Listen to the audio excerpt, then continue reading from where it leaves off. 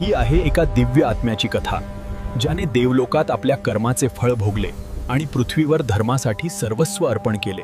अत्यंत प्राचीन काळी देवलोकात 8 दिव्य शक्ती राहत होत्या।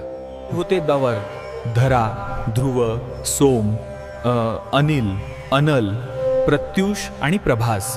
अष्टवसु निसर्ग शक्तींचे अधिपती होते। वायू, अग्नी, जल, तेज, धर्म मार्गावर चालणारे देवलोकातील पूजनीय देव।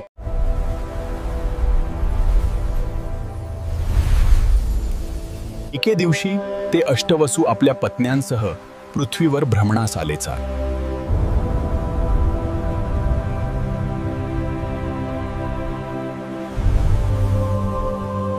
त्यांनी वसिष्ठ ऋषींच्या आश्रमात अद्भुत नंदिनी गाय पाहिलीचा।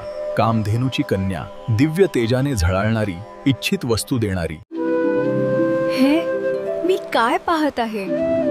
ही पवित्र गाय आणि हे सुंदर ठिकाण।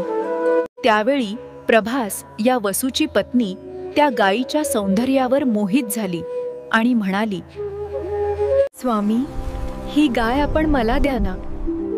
अशी सुंदर चमत्कारी गाय माझ्या सेवेस हवी आहे।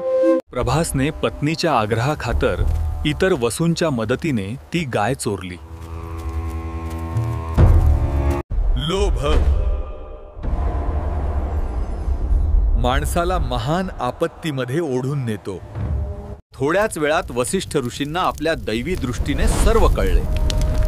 ते प्रचंड क्रोधित झाले आणि म्हणाले, देवतानो, स्वर्गात राहूनही चोरी केलीत, आता तुम्हा सर्वांना मर्त्य लोकात जन्म घ्यावा लागेल। ऋषे कोपाग्निना दग्धाः पतिष्यथ मर्त्यलोके, असे म्हणून ऋषींनी त्यांना शाप दिला। त्या दिव्य वसूंनी ताबडतोब क्षमा याचना केली। ते म्हणाले, हे ऋषीवर्य, कृपया आम्हाला क्षमा करा, आम्ही तुमच्या दयेची याचना करतो। वसिष्ठांना दया आली व ते म्हणाले, सातांना मी मुक्ती देईन, पण प्रभासाला दीर्घ दुःख भोगावं लागेल।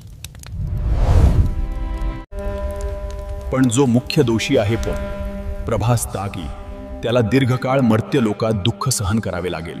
शापित वसू आता गंगा देवीची प्रार्थना करत होते।